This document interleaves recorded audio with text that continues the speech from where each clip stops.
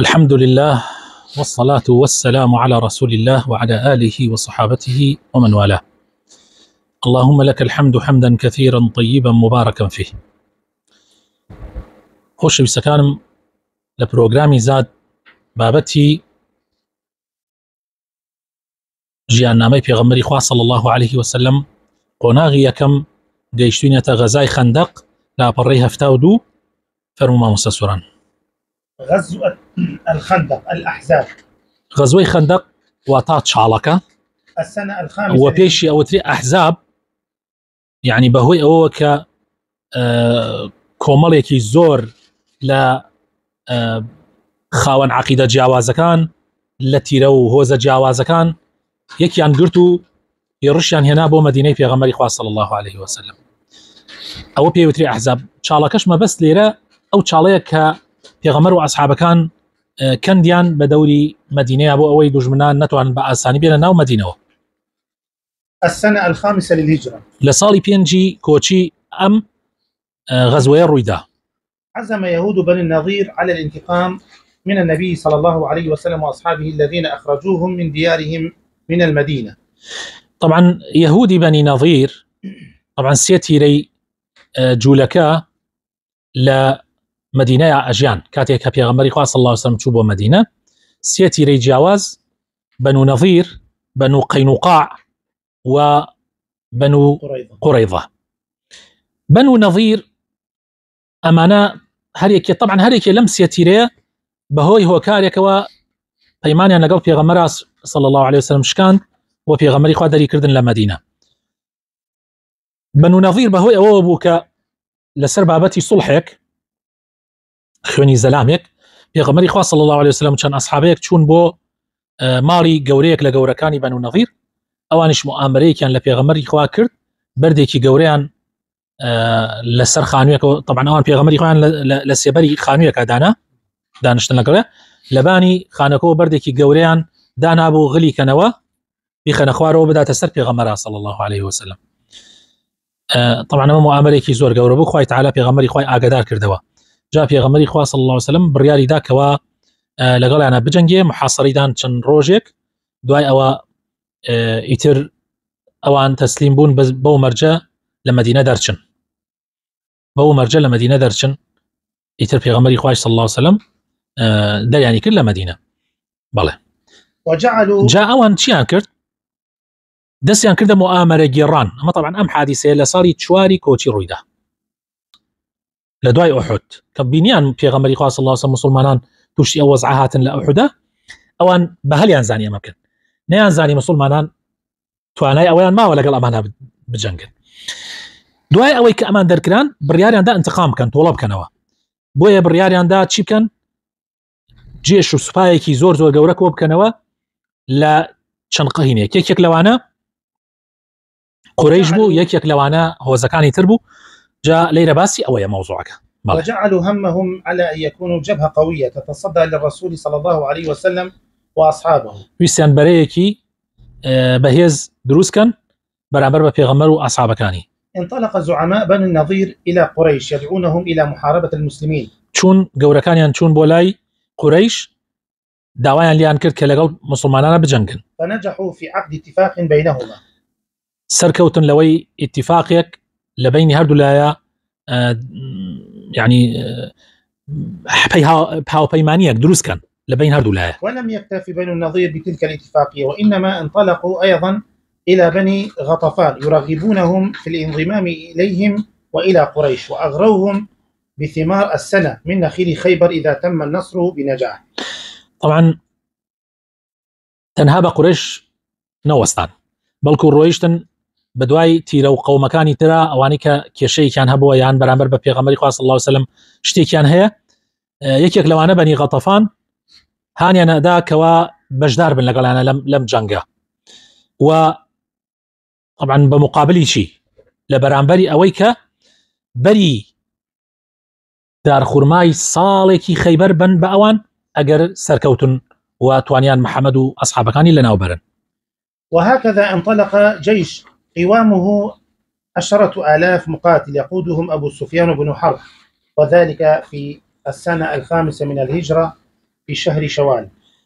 سوپایەکی گەورەیان کۆ کردەوە، پێک هاتبوو لە 10,000 جەنگاوەر.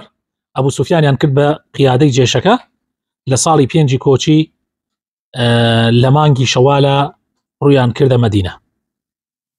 وأشار سلمان الفارسي على النبي صلى الله عليه وسلم بحفر خندق في مشارف المدينة، فاستحسن الرسول صلى الله عليه وسلم والصحابة رضي الله عنهم رأيه وعملوا به.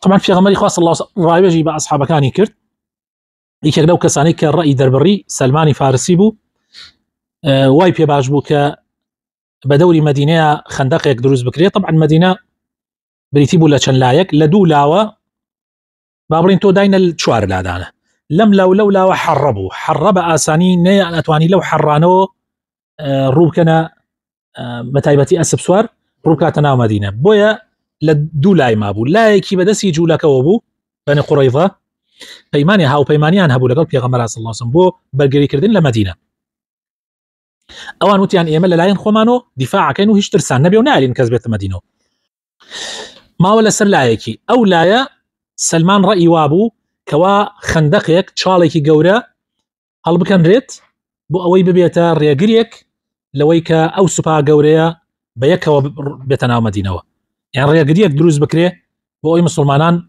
كجماريان كم تربو اوان جماريان زور بو هيش نبيت تشتي كبير رياقريك بو اوي مسلمانان توانن توزي خوان بهيستركن پیغمبری خوا صلی الله علیه وسلم و اصحابکانی رأی سلمانیان پێ پەسەند بوو. وأشار سلمان الفارسي على النبي صلى الله عليه وسلم بحفر خندق في مشارف المدينة، فاستحسن الرسول صلى الله عليه وسلم والصحابة رضي الله عنهم رأيه وعملوا به، ووجد النبي صلى الله عليه وسلم وكارشان طبعا رأيكي سلمانيان پێ پەسەند بوو پێغەمبەر و ئەصحابەکانی و کاریشیان پێی کرد، دەستیان کرد یەکسەر بە خێرایی دەستیان کرد بە هەڵکەندنی ئەو چاڵە. ووجد النبي صلى الله عليه وسلم صخرة كبيرة كانت عائقا أمام سلمان الفارسي، حيث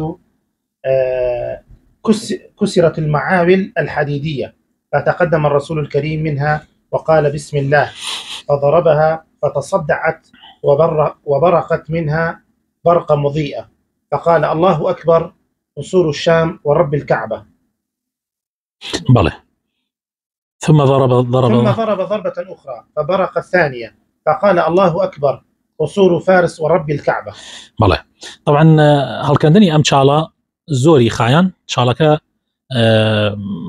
أبي بانيكي أو أندبي كأسب بأساني نتواني بعض أم ديما وأبي لم ديمي شو أو ندخل أو خلا أبي بكرة هم بكرة أم ديما بوي بكرة بس سنجر بو تير بو أواني كتير هايجن بوي نك أوان نتواني نزيك شالك يعني بين نزيكي شالك بلكو أبي دورج بمن يعني أو أندب قدري تير دور من لا شالك شو يعني خطيكي زور بهيز بو أمجا أو شالشة پیغمبری خوا صلی الله علیه وسلم دابشی کرده سر مسلمانانه هر مسافه او متری دابا سپارد بچن نفره بو اوی منافسه کی زور بکره تاوکو چالکه بلماوی کی کما هلکن ره يعني مثلا دكسو مثلا 5-6 متری پی سپیرا يعني با وهینه کی خو طبعا و همی بتفاصيل باز کراوه لکاتی لشونی خویا دسیری پیغمبر صلی الله علیه وسلم ایتربا لماوی کی قیاسیه توانیان او چالا بكنن لهندي شونا تقرأها تبردميان خوي الزوي أو شونا شاكي لويا أبو زويكا زي خاوي نبو زويكا آسان على كنرا بلام لشونا كبردي كي قورها تبردميان أو بردا قوربو نيان أتواني هالي كان بردك العادن هات نوتي أنا في غمري خاص صلى الله عليه وسلم في غمري خاص صلى الله عليه وسلم رويش تشكو شكي ليدا طبعا دعاء بسم الله يكردو تشكو شكي ليدا زنگی برد و ئاگرێکی لەبەرز بووەوە پێغەمبەری خوا صلی الله عليه وسلم مژدەی دا بە مسلمانان فەرمووی الله أكبر قصور الشام ورب الكعبة فەرمووی کۆشکەکانی شامم پێدرا يعني وعدی کۆشکەکانی شامم پێدرا کە ڕۆمە جێشی ڕۆمە و پایتەختی ڕۆم لەوێ بووە ئەو کاتە بە سوێن بێ بە پەروەردگاری کعبە ئەمجا یەک چەکشێکی تری لێدا جارێکی تر هەم بزیزکەیەک يعني پەڵاشەیەک ئاگری لێ بەرز بوویەوە پێغەمبەری خوا صلی الله علیه وسلم فەرمووی الله أكبر قصور فارس ورب الكعبة فەرمووی الله أكبر کۆشکەکانی فارس بە سوێن بێ بە پەروەردگاری کەعبە، یعنی وعدی کۆشکەکانی پارسیش پێدرا. طبعا ئەمە زۆر گرنگ بوو بۆ سەحابەکانی پێغەمبەری خوا صلی الله علیه و سلم، چونکە یعنی ئەتوانم بڵێم زۆربەیان ئومێدیان نەمابوو، بەڵام کاتێ پێغەمبەری خوا صلی الله علیه و سلم ئەم مژدە خۆشەی پێدان زۆر دڵیان خۆش بوو. بۆیە ئەوەنەی تر گەرم و گوڕی کەوتە ئەسحابەکان و پێغەمبەری خوا صلی الله علیه و سلم بەدەستی مبارەکی ئەو بەردەی شکاند و لایدا لەو شوێنە و ئیتر هیمەتێکی گەورە کرا تا لە ماوەیەکی قیاسیە چاڵەکان کرد. ولم يجد المشركون سبيلا للدخول إلى المدينة بسبب الخندق حتى جاء حيي بن أخطب الذي تسلل إلى بني قريظة وأقنعهم بفسخ الاتفاقية بين بني قريظة والمسلمين. يعني طبعا اوان نيانتواني هیچ ڕێگان نەبوو بێنە ژوورەوە، يعني ئەوان مفاجئەیەکی زۆر گەورە بوو ئەوان، يعني ئەوەی بە خەیاڵیان نەهات ئەوە بوو، ئەو چاڵە بوو، زۆر وایە نەزانی زۆر بە ئاسانی دێنە ناو مەدینەوە.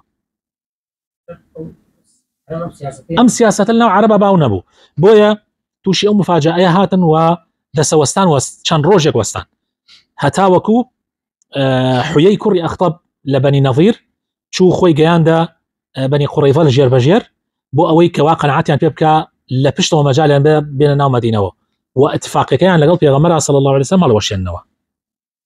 وأقنعهم بفسخ الاتفاقية. طبعا قەنەعەتی پێیان کرد و بڕیاریاندا، هەردوو لا بڕیاریاندا کە بێڵن بێتە ژوورەوە، ئەگەر بوایەت و ئەو پیاوە کە پێغەمبەری خوا صلی الله علیه و سلم لە آخر لەحەزاتە ئەو پیاوە کە دێ ئیمانە هێنێ، نوعایمی کوڕی مەسعود، ئەگەر ئەو پیاوە ئیمانی نەهێنایە وەزعەکە زۆر خراپە بوو، لەو کاتە سەختە لەو وەختە سەختە ئەو پیاوە دێ ئیمانە هێنێ. یەکێک بوو لە قیاداتی ئەوان، لە قیاداتی بەنی غاتەفان، ئەو عەشیرەتەی کە لەگەڵ قوڕەیش و لەگەڵی جوولەکەکانە هاوپەیمان بوو. ئەم کابرایە هات وتی ئەی طبعا ئیمانی هاورد جاوتی ئەی پێغەمبەری خوا چیت ئەوە بیکەم؟ پێغەمبەری خوا صلی الله علیه و سلم فەرمووی ئەگەر ئەتوانی بەینیان تێکدا لەگەڵ یەهودا بیسمانەوە کە جوولەکە طبعا کە خەبەر بڵاو بوویەوە جوولەکە خیانەتەکان لە پشتەوە هەر چۆکی مسلمانان شکا، زۆر زەحمەت بوو، چونکە ئەوان هەمویان لێرن، ماڵ و مناڵیان هەمووی لە ناو مەدینە لە خانوویەکە حەسار داوە، یعنی وەزعەکە زۆر خەتەرە، یعنی زۆر خەتەرە. بۆیە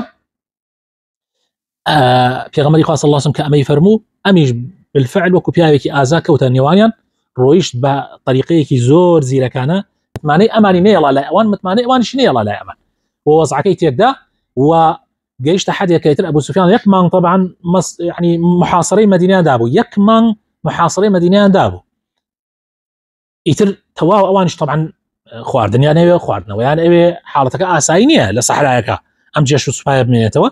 بۆیە بێئومێد بوون و دوای ئەوەش کە ئەم آخر حەلیان آخر یعنی هینیان ئەوە بوو، ئومێدیان ئەوە بوو کە لە ڕێگای جوولەکەەوە بێنە ژوورەوە، ئەو ڕێگایشیانە لە داخرا بۆیە وتیان جوولەکەش خیانەتمان لێکە، ئەیان نەوێت گەورەکانمان بگرن و تەسلیمی محەممەدیکەن، نەوەڵا جابایەکیش هەڵی کرد، ئەو شەوە بەیەکی زۆر سارد هەڵی کرد و ترسێکی زۆر ڕوویتیان کرد، ئەوە بوو پشت بەخوای پەروەردگار هەڵهاتن و گەڕانەوە. بەڵێ